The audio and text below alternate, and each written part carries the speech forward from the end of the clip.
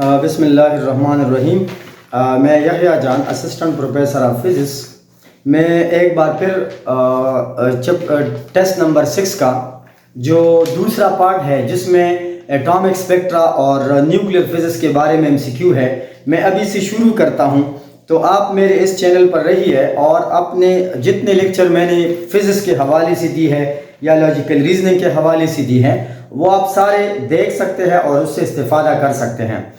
अब आज का जो 143 नंबर एमसीक्यू जो है 143 में, तो हमारे पास जो 143 है 143 एमसीक्यू में जो गिवन है 143 में, atomic spectra is the example of line continuous band both A and B. तो एटॉमिक स्पेक्ट्रा जिस सेंस में हम ले रहे हैं ये लाइन स्पेक्ट्रम है, just like Lyman series, Balmer series, Paschen series, Brackett series and Pfund series. तो इसमें ऑप्शन ए आता है। 143 में ऑप्शन ए आएगा। 144 में क्या आता है? 144 में आता है photon of highest frequency will be absorb when transition take place from first to fifth orbit. अब देखो ना, यहाँ पर लिखा है कि हमारे पास ऑर्बिट्स है 1, ये है 2, ये है 3, ये है 4, ये है 5। अगर एक इलेक्ट्रॉन यहाँ से उधर जा रहा है या यहाँ से उधर जा रहा है या यहाँ से उधर या यहाँ से उधर, तो मतलब इस कौन से केस में एनर्जी या फ्रीक्वेंसी मैक्सिमम या हाईएस्ट होगी? तो फर्स्ट एंड फिफ्थ में, क्योंकि इधर एनर्जी गैप ज्यादा है और जब एनर्जी गैप ज्यादा होता है तो उसके साथ फ्रीक्वेंसी डायरेक्टली है और वेवलेंथ इनवर्सली प्रोपोर्शनल है। तो जितना गैप ज्यादा है एनर्जी ज्यादा होगी, एनर्जी ज्यादा है तो फ्रीक्वेंसी मैक्सिमम होता है, फ्रीक्वेंसी मैक्सिमम है तो लेम्डा मिनिमम होता है। 144 में लिखा है hydrogen atom does not emit X rays because hydrogen X ray को इमिट नहीं करता। Its energy level are too close to each other, its energy level are too far, it has C option, it is too small in size, it has single electron and have small energy difference. 144 में लिखता है कि hydrogen से x raise खारिज नहीं होते क्योंकि hydrogen के जो ऑर्बिट्स हैं ये ऑर्बिट के दरमियान एनर्जी गैप इतना कम है, ऑलमोस्ट किसी में 10 है, किसी में 4 है, किसी में 1 है, किसी में पॉइंट्स में है। तो ये एनर्जी इतनी कम है कि वो एक्स रे के बराबर नहीं हो सकती, लिहाजा कम एनर्जी डिफरेंस की वजह से it doesn't radiate X rays. अब मैं मिटाता हूं इसको, लेकिन पहले इसमें ऑप्शन डी आ रहा है। 145 में ऑप्शन डी आ रहा है। अब मैं बोर्ड को मिटाता हूं, आप एक स्क्रीनशॉट ले लें, उसके बाद मैं आगे और एमसीक्यू की तरफ जाता हूं। इसके बाद देखें 145 हो गया। 146 में लिखा है total number of series in hydrogen spectra. Hydrogen spectra में टोटल नंबर ऑफ सीरीज कितने हैं? तो आपको पता है हाइड्रोजन में 5 सीरीज है, Lyman, Balmer, Paschen, Brackett and Pfund series, तो 5 है। 146 में जो ऑप्शन आता है correct option that is option C. 147 में जो आता है that is bracket series is obtained when all the transition of electron terminate on fourth state। आपको पता है कि ब्रैकेट सीरीज में हमारे पास जो ऑर्बिट्स हैं ये 3, 4, 5, ये लाइमन सीरीज है, ये बाल्मर है, ये पास्चन है, ये ब्रैकेट है और ये फंड सीरीज है। तो अगर सारे इलेक्ट्रॉन चौथे ऑर्बिट में आते हैं, टर्मिनेट होते हैं, डिसाइड होते हैं, तो इस दौरान जो रेडिएशन खारिज होगी ये रेडिएशन ब्रैकेट सीरीज में लाई करेगा। उसके बाद 147 में ऑप्शन नंबर ए आ रहा है। 148 में अगर आप देखें तो उसमें आता है in an electronic transition atom can not emit gamma, infrared, visible light, ultraviolet. कहता है कि 148 में अगर एक एटम में हमारे पास इलेक्ट्रॉन है और ये इलेक्ट्रॉन आप देख रहे हैं, तो इलेक्ट्रॉन जब भी एक्साइड डिक्साइड होगा या तो आईआर रेडिएशन इमिट करेगा या अल्ट्रावायलेट करेगा, एक्स रे करेगा। ऊपर ऑर्बिट में विजिबल है, नीचे वाले में अल्ट्रावायलेट है, उससे नीचे वाले में एक्स रेज है, लेकिन गामा रेज न्यूक्लियस के अंदर से निकल रहे हैं। अब देखो ना, न्यूक्लियस के अंदर भी ऑर्बिट्स है। जब कोई प्रोटॉन या न्यूट्रॉन एक्साइड डिक्साइड होता है तो ये गामा रेज न्यूक्लियस के अंदर से निकलती है और जो एक्स रेज है ये न्यूक्लियस के करीब ऑर्बिट जो एटम में होते हैं एक्स रेज, यहाँ से अल्ट्रावायलेट रेज निकलते हैं और यहाँ से विजिबल रेज निकलते हैं। तो ये 148 में जो करेक्ट ऑप्शन है दैट इज ऑप्शन ए। इसके बाद आता है 149 में। 149 में जो करेक्ट ऑप्शन आता है the shortest wavelength in Lyman series is, very important question, shortest. अब मैं इसको मिटाता हूं, आप एक स्क्रीनशॉट ले लें ताकि मैं क्लियर आपको ये लिख दूं। लाइमन सीरीज आपको पता है कि मैं एक थोड़ा सा ज्यादा एक्सप्लेनेशन इसमें करता हूं क्योंकि क्वेश्चन बड़ा इंटरेस्टिंग है। 149 में ऑप्शन नंबर सी आएगा।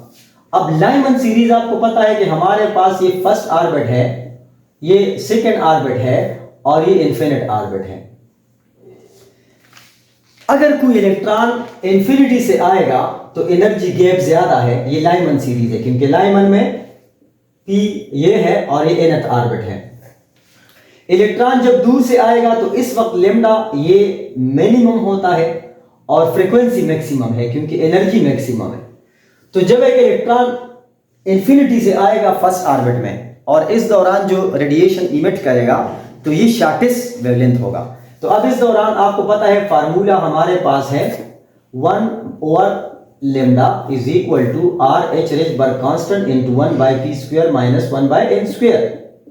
अब 1/λ is equal to Rydberg constant into अब 1/p, p² फर्स्ट ऑर्बिट है, ग्राउंड ऑर्बिट है, 1² minus 1/∞²। अब 1/λ is equal to RH into 1 minus 0।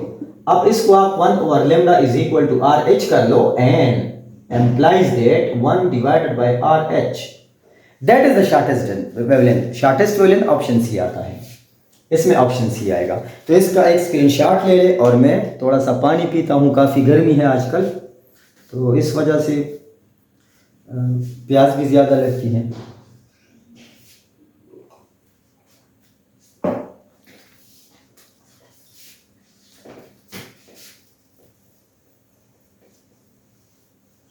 अच्छा ये बड़ा इंपॉर्टेंट है, आप ऐसा करो, मैंने तो सारे क्वेश्चन नहीं दी है, आप तमाम shortest wavelength for Lyman Balmer Paschen मालूम करो, बाकी चीज़ें ना करो क्योंकि वो बड़े बड़े नंबर आ रहे हैं, फिर वो आसानी से नहीं हो सकता। अब उसके बाद आते हैं 149 के फौरन बाद जाते हैं 150। अच्छा 150 MCQ में लिखा है the ionization energy of hydrogen. याद रखो आयोनाइजेशन और एक्साइटेशन एनर्जी हमेशा पॉजिटिव होता है। अगर एनर्जी में आयोनाइजेशन आया, अब यहां हाइड्रोजन एटम में एक इलेक्ट्रॉन ग्राउंड ऑर्बिट में पड़ा है, उसको आयोनाइज करने के लिए इसके पास अभी -13.6 इलेक्ट्रॉन वोल्ट एनर्जी है, इलेक्ट्रॉन वोल्ट। जब हम आयोनाइज करते हैं उसको निकालने के लिए तो हम +13.6 एनर्जी ये देते हैं क्योंकि because ionization excitation is always positive. तो 150 में आएगा option B.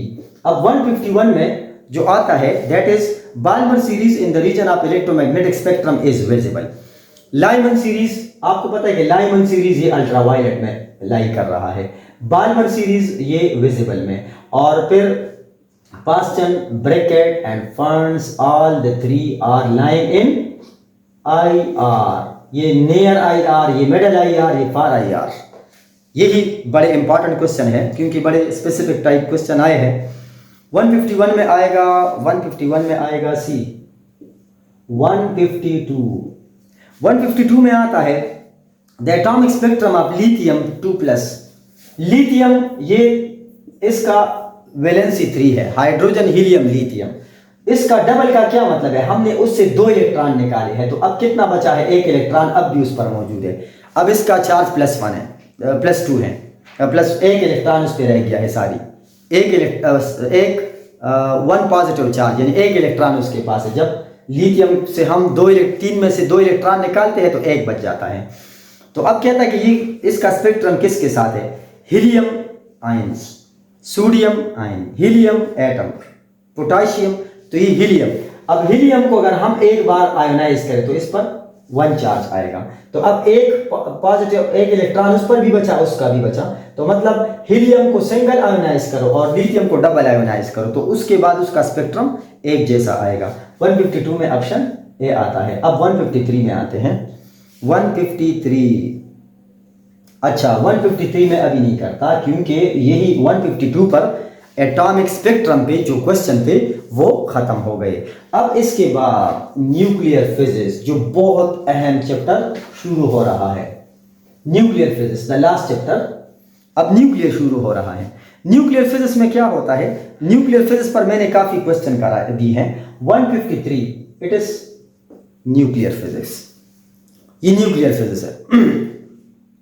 which ray have highest ionization। तो आपको पता है कि आयोनाइजेशन, मैं यहां एक लिखता हूं, ionisation of alpha, ionisation of alpha is greater than ionisation, I का मतलब है ionisation of beta greater than ionisation of gamma. सबसे ज्यादा आयोनाइजेशन ये एल्फा की है। अब penetration of alpha is smaller than penetration of beta is smaller than penetration of, ये P का मतलब है penetration। अब penetration और ionization इनवर्सली है, तो इसमें अल्फा की ionization सबसे ज्यादा है। 153 में A आता है, 153 में A आएगा। अब 154 में क्या आएगा, 154 में आता है if electron is de-excited from 6 to first orbit the number of spectral lines। Electron 6 orbit से 6 5 4 3 2 1 इसको जमा करो, बस एक जहां से इलेक्ट्रॉन डिसाइड हुआ, कहता है कि इलेक्ट्रॉन जब 6 ऑर्बिट से फर्स्ट में आएगा तो कितने लाइन आएंगे, उसकी लाइन कितने आएंगे। तो अब देखो, आप यहां ये कट गया 5 4 9 3 12 14 15, जहां से इलेक्ट्रॉन एक्साइट होगा वो काटो और बाकी को जमा करो, तो 15 लाइन उसके स्पेक्ट्रम में होंगे, स्पेक्ट्रल लाइन विल बी 15। तो यहां पर ऑप्शन डी आता है, ऑप्शन डी। 155 में आता है विच रे can not be produce by electronic transition. आपको पता है हर रे, all alpha beta gamma and all, ये कोई भी, ये 3 किस्म के रेज है ना, अल्फा ये भी न्यूक्लियस से निकलती है, बीटा ये भी न्यूक्लियस से निकलती है, गामा ये भी न्यूक्लियस से निकलती है। तो सारे के सारे रेज ये इलेक्ट्रॉनिक ट्रांजिशन नहीं है, ये न्यूक्लियर ट्रांजिशन है, ये न्यूक्लियर रेडिएशन है। 155 में डी आता है। अब 156 में अगर आप देखें तो black body is considered to be an ideal because emit all radiation absorb both A and B C. 156 में सी आता है। इसका मतलब है कि ब्लैक बॉडी कौन सी बॉडी है, ये 100% लाइट को ऑल रेडिएशन इमिट करेगा या ऑल रेडिएशन को एब्जॉर्ब करेगा, या दोनों एबिलिटी रखता है। तो सिंपल हम ये कहेंगे कि it has both the ability, it absorb all kind of radiation as well as it emit all kind of radiation. तो इसमें दोनों प्रॉपर्टीज आते हैं। अब न्यूक्लियर फिजिक्स के साथ जो मैं बता रहा हूं, आप उसका स्क्रीनशॉट ले लें, क्योंकि अब थोड़े छोटे छोटे न्यूमेरिकल्स आ रहे हैं न्यूक्लियर फिजिक्स में। आपको पता है कि न्यूक्लियर फिजिक्स में एक फार्मूला है, अनडिकेड का एक फार्मूला है, undecayed is equal to 1/2 power n। अब ये n हाफ लाइफ है और ये total time is equal to n t half. ये n क्या है, ये हाफ लाइफ है, हाफ लाइफ। ये पूरा न्यूक्लियर फिजिक्स है। इसमें जितने न्यूमेरिकल्स आ रहे हैं ना वो इस फार्मूले पर होंगे। That is very important formula. इस पर मैं एक स्पेसिफिक लेक्चर इस पर रेडी किया है, अभी तक अपलोड नहीं किया है। वो जब मैं अपलोड करूंगा 28 न्यूमेरिकल्स है और ये पूरे पाकिस्तान में जितने टेस्ट होते हैं उसी के अंदर ये आते हैं। लिखा है the half life of A radioactive material is 2 days। Half life 2 days है। decay constant per day will be 156 और 57 में कहता है कि decay constant, half life decay constant। आपको पता है ये फार्मूला हमने पढ़ा है, लेमडा 0.693 बाय टी हाफ। ये हाफ लाइफ है। ये लेमडा क्या चीज है, हर पूरे फिजिक्स में लेमडा वेवलेंथ है और यहां लेमडा फ्रीक्वेंसी है। कैसे फ्रीक्वेंसी है, डिसइंटीग्रेशन पर सेकंड, यानी एक एटम में 1 सेकंड में कितने एटम डिस्ट्रॉय होते हैं उसको हम लेमडा कहते हैं। The number of atom disintegrated in 1 second is called wavelength, decay constant. ये पर सेकंड है, इसका यूनिट फ्रीक्वेंसी के साथ है। तो इसका ये फार्मूला है। अब क्वेश्चन में क्या गिवन है कि the half life of radio active material is 2.3 days. एक मटीरियल है उसका हाफ लाइफ, तो ये तो सारा फार्मूला फिक्स है, ये 2.3 डेज है। जब हम उसको सॉल्व काटते हैं, lambda is equal to 0.3 second inverse, उसका ये फार्मूला है, यानी 1 सेकंड में।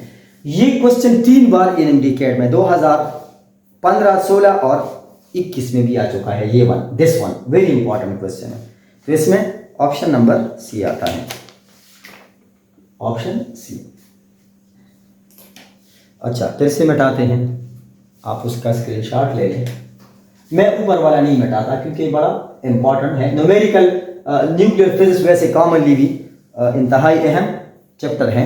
अब आते हैं the half life of radium is 1590 year. Half life 1590 year है। In how many year shall the earth lose all the radium of in the radioactive decay. याद रखो, रेडियो एक्टिव डीके एक exponential process है। कैसे exponential? अगर आपके पास example है, इसका हाफ लाइफ क्या होता है, अगर आप सपोज 158 MCQ है, एक मटेरियल में हमारे पास 4 एटम है, हाफ डिस्ट्रॉय हो गए, 2 रह गए, हाफ डिस्ट्रॉय हो गया, 1 रह गया, 1 रहने के बाद आधा आधा बचा, फिर उसके बाद 1/4, फिर 1/8, फिर 1/16, फिर 1/32। क्या ये ख़त्म हो सकता है? नेवर। कायनात में कोई मटेरियल ये कंप्लीटली ख़त्म नहीं हो सकता, बिकॉज इट इज़ एक्सपोनेंशियल। इसका ग्राफ अगर आप देखें तो जिस चीज़ का ग्राफ ऐसे आ रहा है, ये कभी भी ख़त्म नहीं होता। कैपेसिटर देखो ना, उसका भी यही ग्राफ आता है। इसको एसिम्प्टोटिक ग्राफ कहते हैं, एक्सपोनेंशियल ग्राफ कहते हैं, जो कभी ख़त्म नहीं होता। तो नेवर। 158 में ऑप्शन डी आता है। 159 में आता है 1/8 of the initial amount of radioactive substance. अब यही क्वेश्चन, ये फार्मूले है। कहता है कि एक मटेरियल है 1/8 का क्या मतलब है? 1/8 का क्या मतलब है? 1/8 का ये मतलब है कि आपके पास 8 एटम्स थे, 7 डिस्ट्रॉय हो गए, 1 बचा। तो 1/8 का मतलब है कि 7/8 ये खत्म हो चुके हैं, ये तबाह हो चुके हैं, ये मर चुके हैं, ये डिस्ट्रॉय हो चुके हैं, 1/8 रह चुका है। तो कहता है कि ये 1/8, 8 एटम थे, 7 डिस्ट्रॉय हो गए, 1 बचा, इसने 2 घंटे ले ली। कहते हैं इसका हाफ लाइफ क्या था? तो आपको पता है हाफ लाइफ का फार्मूला तो आपको मालूम भी है कि हाफ लाइफ का जो फार्मूला है वो है टोटल टाइम बाय एन। ये हाफ लाइफ का फार्मूला है, total time divided by number of half life is equal to half. अब इधर तो टोटल टाइम गिवन है 2 घंटे है, 120 मिनट है, लेकिन हाफ लाइफ हम फ्रैक्शन से मालूम करते हैं। तो आप 1/8 को ऐसे लिख लें, इसको आप 1/2 पावर 3 कर लें। अब इन जो है इन इस ये पावर क्या है? n, ये 3 बना, n इट इज 3। अब आप ऐसा करें, टोटल टाइम इधर जो गिवन है, टोटल टाइम रेडियोएक्टिव सब्सटेंस का, दैट इज 2 आवर्स। 2 आवर्स का मतलब है 2 घंटे, और ये है 3। 2 घंटों में कितने मतलब मिनट्स होते हैं? इसमें मिनट्स 120 मिनट्स होते हैं 3, तो मतलब इसका हाफ लाइफ 40 मिनट, 40 मिनट। तो 159 में जो ऑप्शन आ रहा है दैट इज ऑप्शन बी आ रहा है। मैं ज़रा चेक करता हूँ कि क्या ये जो मैंने लिखा ये कैमरे से बाहर तो नहीं है। अच्छा, फिर से अच्छा, अब उसके बाद आते हैं the unit of radioactivity curie is equal to. आपको पता है कि 160, ये बड़ा इंपॉर्टेंट फार्मूला है। आपको पता है कि रेडियोएक्टिविटी के 3 यूनिट है और ये कंफर्म ईटा में आते हैं, curie, becquerel, disintegration. Becquerel is the SI unit और curie is the general unit. तो अब आपको पता है कि 1 क्यूरी क्या है? इसमें आता है 3.7 × 10 पावर 10 डिसइंटीग्रेशन पर सेकेंड, और 1 डिसइंटीग्रेशन पर सेकेंड ये बेकेरेल की भी इक्वल है, लेकिन वो ऑलरेडी आगे आ रहा है। तो अब इसमें बी ऑप्शन आ रहा है। 1 क्यूरी में 3.7 10 पावर 10 डिसइंटीग्रेशन पर सेकेंड, और डिसइंटीग्रेशन पर सेकेंड खुद बेकेरेल के बराबर है, बेकेरेल BQ। ये ईटा में कई बार आ चुके हैं। अब उसके बाद मैं इसको मैं चाहता हूँ इसमें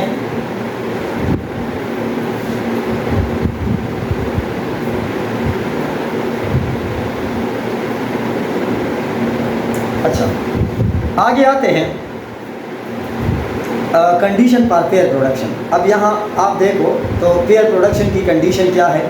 पेयर प्रोडक्शन के लिए लिखा है E 2mc² के बराबर होगा, E smaller equal then 2mc² और ग्रेटर इक्वल। तो आपको पता है कि जब कोई गामा रे आ जाती है 161 में, कोई गामा रे आ गई, गामा रे और ये टूट गई, तो एक mc² ये बना और एक mc² ये बना, और अगर एनर्जी ज़्यादा है तो फिर वो तो काइनेटिक एनर्जी में कन्वर्ट होगा। तो एनर्जी का जो बेसिक कंडीशन है, energy is greater equal than 2m0c², option number C.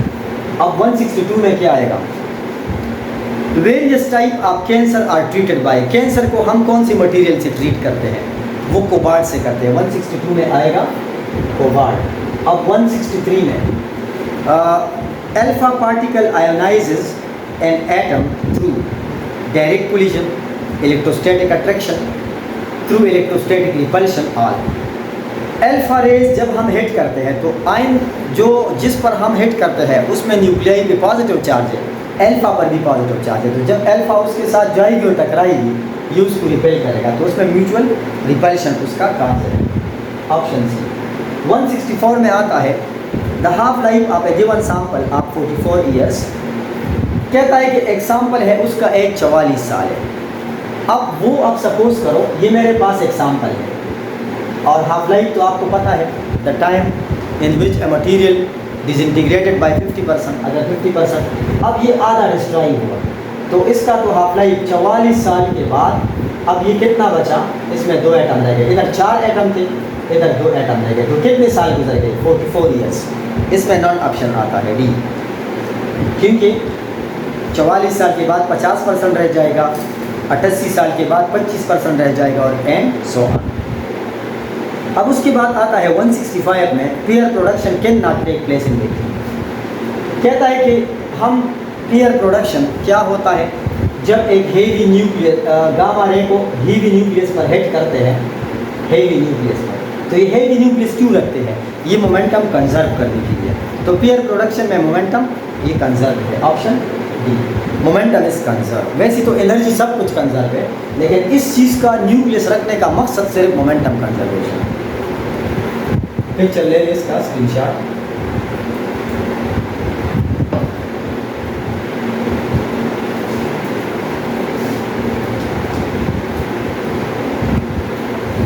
अब आगे आए 166 में the most useful tracer is carbon is the best tracer.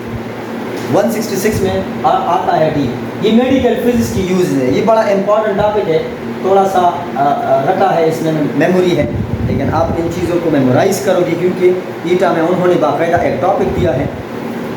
In beta minus decay atomic number is beta minus decay. इधर जो आता है 167 में बीटा माइनस डीके में क्या होता है, आपके पास एक एलिमेंट है X A Z, beta minus means electron.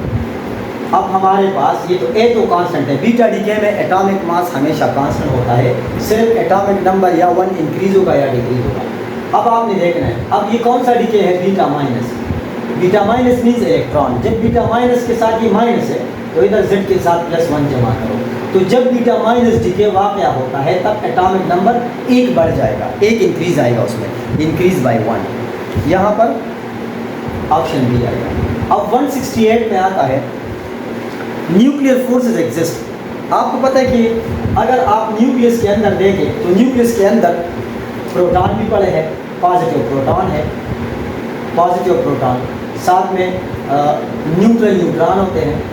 लेकिन आपको पता है कि ऐसा नहीं है कि प्रोटॉन प्रोटॉन, न्यूक्लियर फोर्स ये चार्ज के ऊपर डिपेंड नहीं करता, इट इज स्पिन डिपेंडेंट। अगर पॉजिटिव पॉजिटिव है तो न्यूक्लियर फोर्स की बिना पर की वजह से एक दूसरे को अट्रैक्ट करेगा। According to nuclear force, strong nuclear force, short range force, positive attract positive, positive attract negative, negative attract negative, neutral attract neutral, हर चीज़ एक दूसरे को अट्रैक्ट करेगा। तो ये तमाम पार्टिकल्स के दरमियान न्यूक्लियर फोर्स जो है वो एग्जिस्ट करता है। इसमें ऑल ऑप्शन आता है 168 में ऑल आएगा। अब 169 में जो आता है that is the penetration power of alpha particle is compared to the beta particle is 100 time less. याद रखो penetration गामा की सबसे कम अल्फा की सबसे कम है और आयनाइजेशन सबसे ज़्यादा है। बीटा पावर का penetration यानी अंदर किसी मटेरियल के अंदर जाना, beta is 100 time more penetrating power than alpha particle। The penetration power of beta is 100 time greater than the penetration power of alpha। तो alpha 100 टाइम लेसर है। इसमें ऑप्शन सी आएगा। 170 में आता है radioactive decay is a random phenomena, random process है, मतलब ये पता नहीं चलता कि कौन सा एटम कब, ये प्रोबेबिलिटी है, कौन सा ये पता है कि इस सेकंड में इतने एटम मरेंगे, लेकिन ये पता नहीं है कि कौन सा एटम कब और कैसे मरेगा, इसके बारे में पता नहीं है, इसलिए उसको हम रैंडम प्रोसेस कहते हैं। तो इसमें 1 में ऑप्शन सी आता है। अब उसके बाद आता है इन गामा, मैं इसको बैठाता हूँ अगले बोर्ड पे, इसका स्क्रीनशॉट आप ले लो।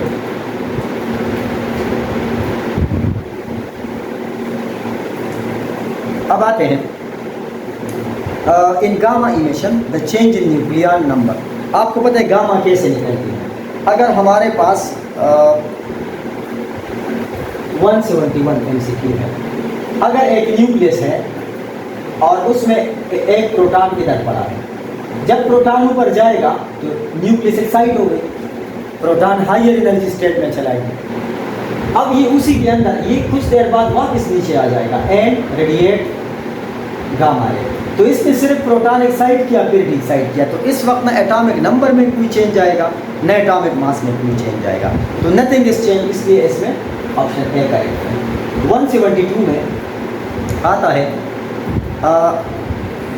Most stable isotope in nature iron. Iron और निकल के बारे में ये एक बड़ा फेमस एक बहुत इम्पॉर्टेंट बात है कि पीरियोडिक टेबल में आयरन और निकल इसका बाइंडिंग फ्रिक्शन जो है ना ये 8.8 मेगा इलेक्ट्रॉन वोल्ट है। सबसे स्ट्रॉन्ग और सबसे मजबूत न्यूक्लियाई जिससे एक न्यूक्लियर निकालना इंतहाई मुश्किल है वो आयरन और निकल का है, जो कि सबसे ज़्यादा स्टेबल है, तो इसमें आयरन आता है। अब उसके बाद ऑप्शन 172 में आता है 173। अब 173 में activity of 1 DK per second. तो अभी तो मैंने आपको बताया ना, वो डीके का क्या मतलब है, डेथ, मरना, ख़त्म होना पर सेकंड। इसको हम क्या कहते हैं, इसको हम बेकेरेल कहते हैं, ये यूनिट है, ऐसा यूनिट है। एक्टिविटी क्या होता है, एक्टिविटी का मतलब है the rate of emission of atom या the rate of disintegration of atom from a nucleus. किसी न्यूक्लियस के अंदर कितने एटम एक सेकंड में डिस्ट्रॉय होते हैं या कितने एटम डिस्ट्रॉय होते हैं, उसको एक्टिविटी कहते हैं। और ये active decay per second that is called becquerel. Option A आएगा। 173 में ऑप्शन ए आ रहा। 174 में आएगा the greater the decay constant the greater is the lesser the activity the greater the activity. आपको पता है कि delta N over delta T is directly proportional to lambda. Lambda क्या चीज़ है, अब अगर आपके पास सैंपल है उसमें जितना पॉपुलेशन ज़्यादा है उतने ज़्यादा एटम डिस्ट्रॉय होंगे, तो ये कहता है कि the greater the decay constant. अगर ये दोनों डायरेक्टली है, अगर डीके कांस्टेंट ज़्यादा है यानी एक सेकंड में ज़्यादा एटम डिस्ट्रॉय होते हैं, तो इसका मतलब है कि ओवरऑल जो डेथ रेट है किसी मटेरियल से उतने ज़्यादा एटम निकलते हैं, यानी जो एक सेकंड में जो एटम डिस्ट्रॉय हो गए वो निकल गए। तो जितने ज़्यादा एटम डिस्ट्रॉय होते हैं उतना ज़्यादा एटम मटेरियल से निकलेगा। तो व्हाट इज़ एक्टिविटी, एक्टिविटी का मतलब है the rate of disintegration emitting from the nucleus is called activity. अब यहाँ डायरेक्टली है, ऑप्शन बी आएगा। अच्छा, इसको मैं मिटाता हूँ।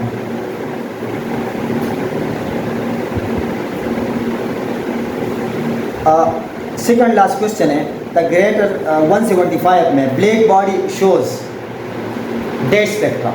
175 में आता है ब्लैक बॉडी से जो स्पेक्ट्रम निकलता है वो कंटिन्यूज है। रिमेंबर, सॉलिड अजसाम से जो स्पेक्ट्रम निकलता है वो कंटिन्यूज है। लिक्विड और मॉलिक्यूल से जो निकलता है वो बैंड होता है, और गैसेस से जो निकलता है या एटम से वो लाइन स्पेक्ट्रम कहलाता है। सो यहाँ पर जो आएगा वो कंटिन्यूस स्पेक्ट्रम होता है। सो ब्लैक बॉडी से कंटिन्यूस आएगा, option A. And the last question is, आखिरी क्वेश्चन 176 में आता है, in beta plus decay which pair will produce, which pair will be produce, कौन सा पेयर प्रोड्यूस होता है बीटा प्लस डीके में। रिमेंबर, बीटा प्लस डीके का मतलब है अगर आपके पास एक्स एज है, अब एक दूसरा एलिमेंट तो बन जाएगा ए, अब इधर बीटा प्लस है ना, ये ऊपर 0 मास है और ये चार्ज है, बीटा प्लस है, जब इधर प्लस है तो इधर माइनस। अब याद रखो ये बीटा प्लस क्या चीज़ है, ये पॉजिट्रॉन है, और हमने पढ़ा है कि पॉजिट्रॉन एक एंटी मैटर है, तो एंटी मैटर के साथ पेयर में हमेशा मैटर निकलेगा। ये हमारे पास मेरा एक मॉडर्न फिजिक्स पे लेक्चर आ रहा है, पूरा सीरीज है, स्पेशल थ्योरी ऑफ रिलेटिविटी है, क्वांटम फिजिक्स है, मॉडर्न फिजिक्स है, वहाँ मैं आपको बीटा डीके पर एक कंप्लीट लेक्चर दूंगा। पॉजिट्रॉन के साथ हमेशा न्यूट्रिनो निकलता है, न्यूट्रिनो, और इलेक्ट्रॉन, ये बीटा माइनस, ये इलेक्ट्रॉन है, इसके साथ हमेशा एंटी न्यूट्रिनो निकलता है। तो इधर लिखा है कि जब भी पॉजिट्रॉन होगा उसके साथ न्यूट्रिनो, इसमें आएगा ऑप्शन। अब इस तरह मेरा आज का जो टेस्ट डिस्कशन में, आखिरी टेस्ट में जो फिज़िक्स का पोर्शन था वो ख़त्म हुआ। इस तरह मैंने 50 लेक्चर का एक पूरा सीरीज़ है। अगर आप बार बार मेरे इन लेक्चर्स को बार बार रिपीट करें तो इसमें आपके तमाम टेक्निक फ़िज़िक्स के हवाले से ये आपके कवर होंगे। लिहाजा इसके अलावा अब मैं एक दूसरा सीरीज़ शुरू कर रहा हूँ। हर एक 2000 के बाद जितने NMDCAT हो चुके हैं, हर NMDCAT का अलग अलग पेपर वो मैं लेकर आऊँगा, वो सॉल्व करूँगा और उसकी टेक्निक आपको समझाऊँगा। लिहाजा आप मेरे इस चैनल पर फिज़िक्स विद प्रोफेसर यहया जानते रहिए और इस तरह के अच्छे और नायाब लेक्चर आप सुनते जाइए। अगर आपको कोई स्पेशल लेक्चर भी चाहिए होता है किसी यूनिवर्सिटी के बारे में तो आप मुझे नीचे इनबॉक्स में मैसेज करें और मैं उस पर आप लोगों के लिए स्पेशल लेक्चर लेकर आऊँगा। Thank you very much.